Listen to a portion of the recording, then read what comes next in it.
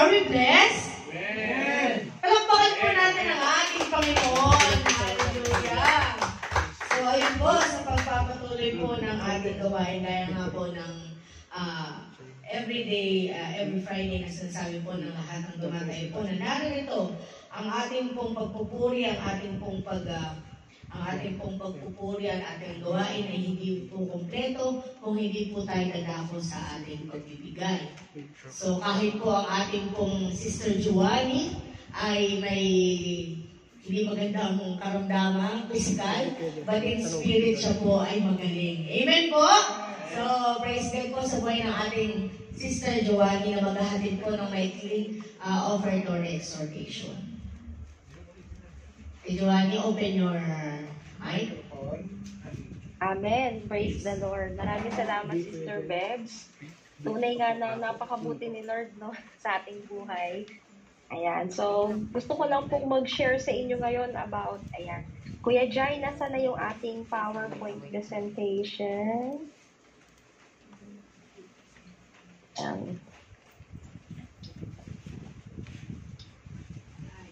Ayan.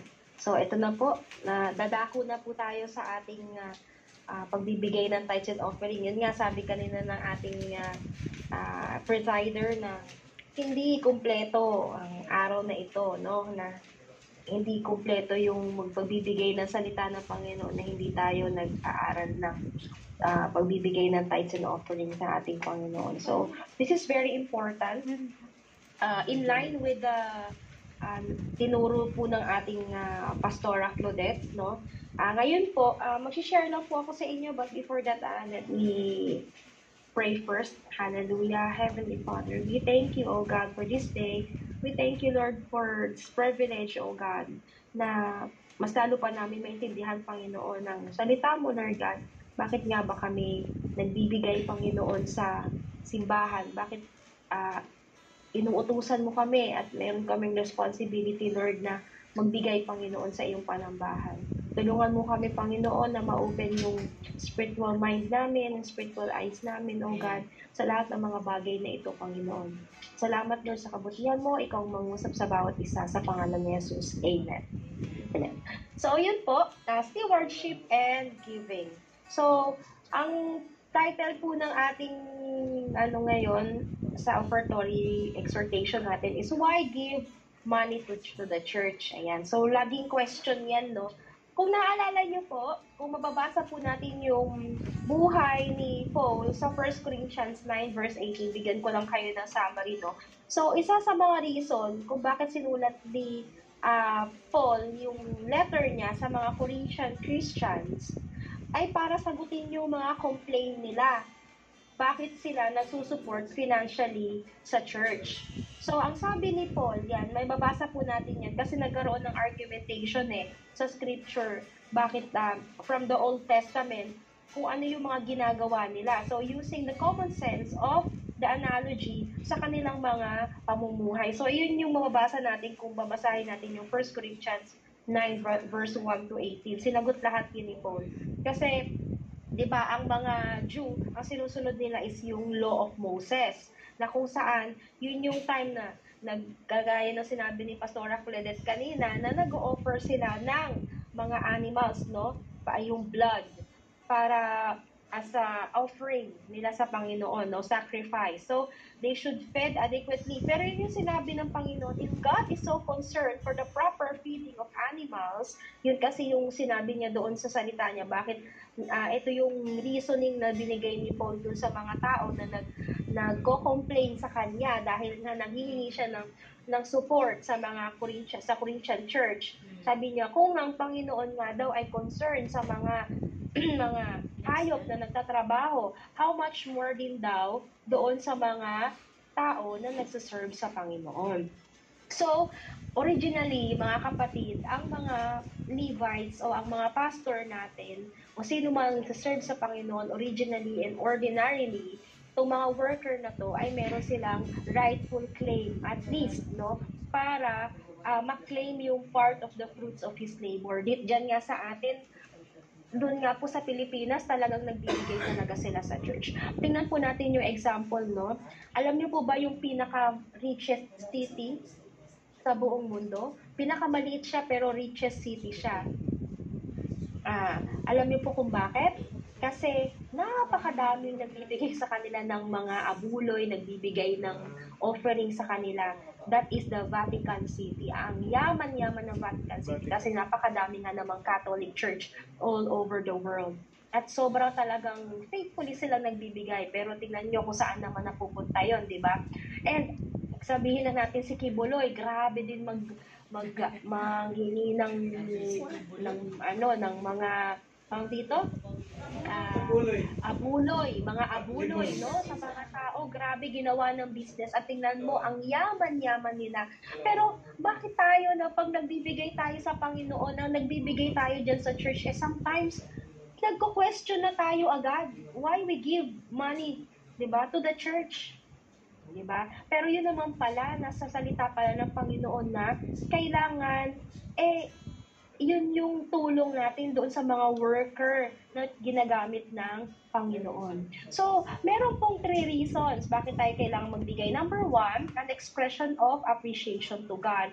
So, sa Deuteronomy 12 verse 6 to 28, kinuha ko na lang po yung Deuteronomy 12 verse 18 to 19. Kung babasahin na sabi dito, kundi iyong kakanin sa harap ng Panginoon mong Diyos, sa dakong pipiliin ng Panginoon mong Diyos, kakanin mo at ng iyong anak na lalaki at babae, at ng iyong aliping lalaki at babae, at ng Levita na sa loob ng iyong mga pintuang daan, at kagagalakan mo sa harap ng Panginoon mong Diyos ang lahat ng kalagyan ng iyong kamay.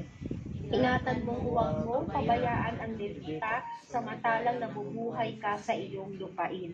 So talagang sinasabi dito ng Panginoon na kailangan nating alagaan yung mga servant ni Lord, no? So dito may kita natin sa ancient Israel, nagbibigay sila ng mga tithes and offering during the day of celebration. Ito yung tinatawag nila na first fruits. Kung naka-experience na kayo ng first fruit, yung first fruit po ay binibigay po yan every first of the crops.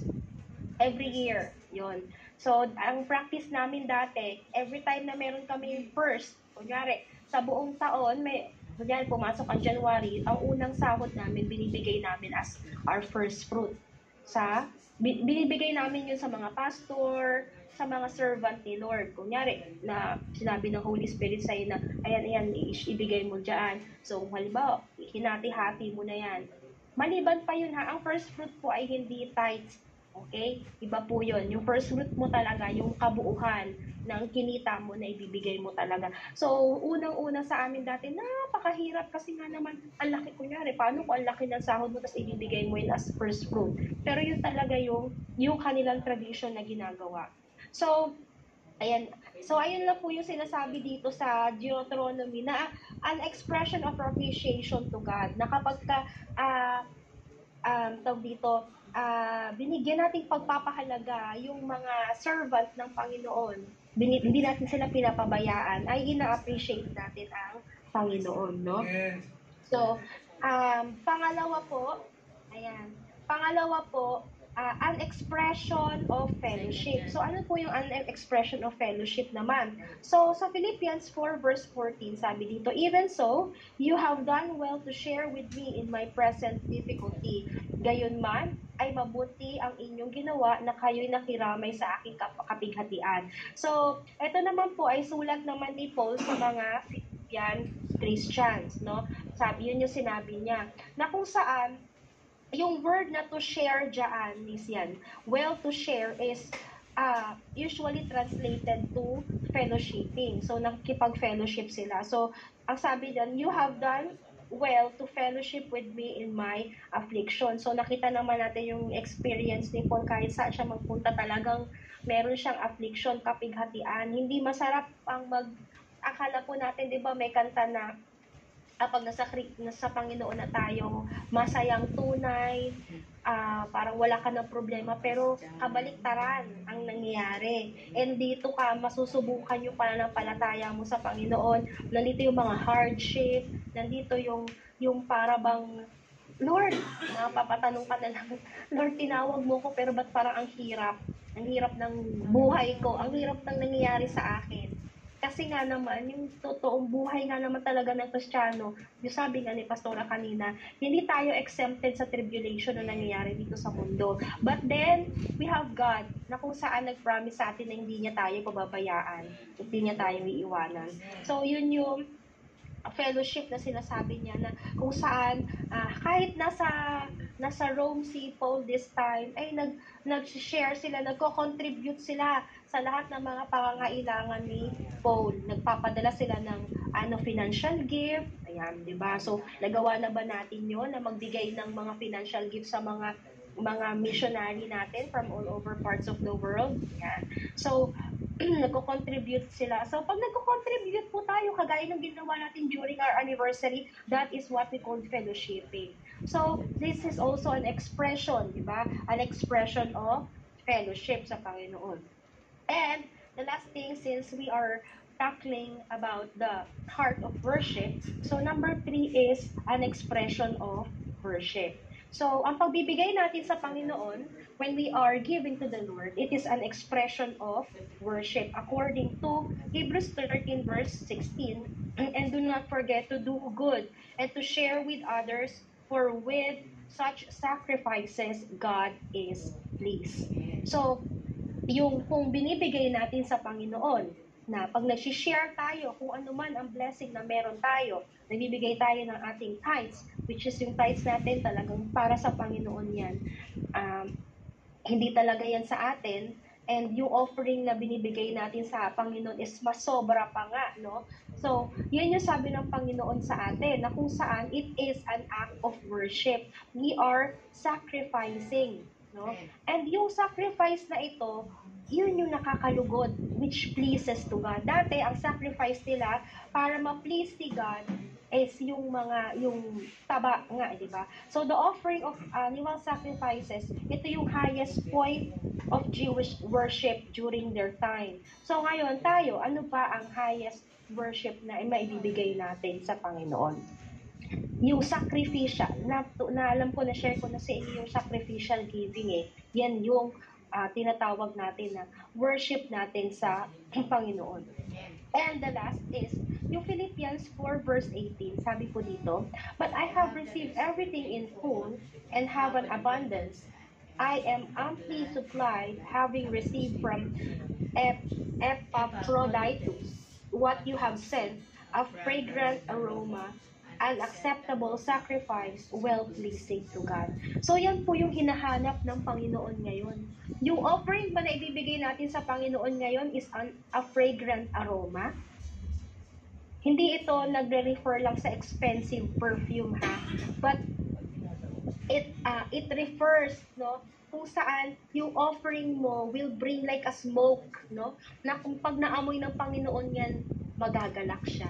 So, hopefully, church, as we give to the Lord, wag nating kalimutan na nagbibigay tayo sa simbahan kasi it is an act of worship. It is an act of fellowshipping. It is an act of appreciation to God and also to the workers of the Lord. So, wag natin isipin na, bakit ba tayo magbibigay sa Panginoon? Bakit ba tayo nagbibigay sa simbahan? Kasi yan ay utos ng Panginoon. And bilang mga Kristiyano, yan po ay responsibilidad natin. Mami, nawalan ka signal. Naputol po ako. Opo. Naputol. Saan ako banda nagtapos, Sis Beth? Dito po yung sa fragrant aroma. Yun. Sabi ko kanina, na kapag nagbigay na tayo sa Panginoon ngayon, habang hawak niyo yung sobra ninyo, sabihin niyo sa Panginoon, Lord, ito po ang aking pagsamba, alay ng pagsamba sa iyo, tanggapin mo ito as a fragrant aroma. So, ngayon po mga kapatid, naanyayahan ko po ang bawat isa na kung nakapag-prepare na po kayo ng inyong tithes and offering, nagbibigay na po natin sa ating basket.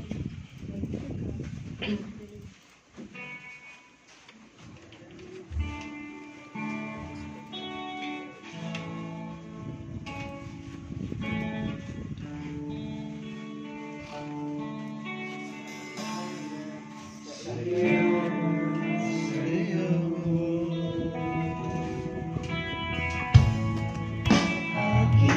Panginoon Jesus, ako'y ibig mo, ay pinag-inog ko. Ang tanging alay ko sa'yo, aking Ama, ay buong buhay ko, puso at kaluluwa. Hindi makayayaan na ipagkaloob ang mahalihiyas.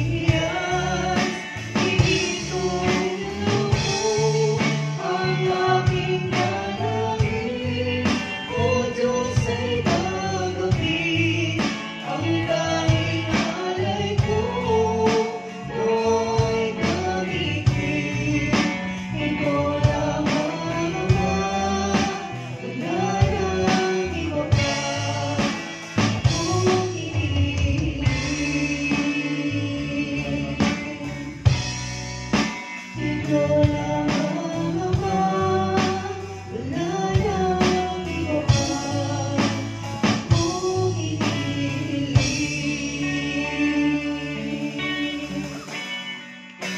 Ikaw lamang, Ama, wala nang iba pa akong iniibig. Amen. Hallelujah. Sige po. Can we extend our hands towards the basket? So, Lord, hallelujah, we praise you, O God. We honor you, Lord Jesus. We worship you, Lord God, with this offering, Lord God. Lord, salamat, Panginoon, sa kabutihan mo sa bawat isa, Lord God, na tinuturuan mo kami, Panginoon, that it is our duty, O God, to bless your people, your servant, O God, in the ministry, Lord Jesus. Bigyan mo kami, Panginoon, ng puso, Lord God, ng pagsamba, Panginoon. Isa na yung expression namin, Panginoon, sa pagbibigay sa iyo, Lord God, na kung saan ito po, Panginoon, ay maging mabangong samyo, Panginoon, sa iyong harapan. Lord, i-bless mo, Panginoon, ang bawat anak mo, Lord God, na nagbigay, Panginoon, faithfully, O God, ng kanilang mga tithes, ng kanilang offering, O God. I pray na ibalik mo sa kanila ito na siksik-liglig at umaapaw, Panginoon, na pagpapala. Kung sino man, Panginoon, ng mga nangangailangan, Lord God, ng trabaho, promotion, O God, I pray na i-declare, Panginoon, Lord, na itugon mo, Panginoon, ito sa kanila, Panginoon. Alam mo kung anong laman ng kanilang mga puso, O God. Lord, maraming salamat, Banal na Espiritu. Napakabuti mo sa buhay namin. Salamat, Lord, dahil pinangako mo sa buhay namin, Panginoon, that you will supply all our needs according to your glorious riches in Christ Jesus. I-bless mo rin po, Panginoon, ang aming, Lord God, kung sino man yung mga naghahawak, Panginoon, ng finances, O God, continue to bless them, Lord Jesus, na magkaroon sila ng faithful heart, Lord God, and I pray na magamit ito, Panginoon, sa iyong panambahan, O God.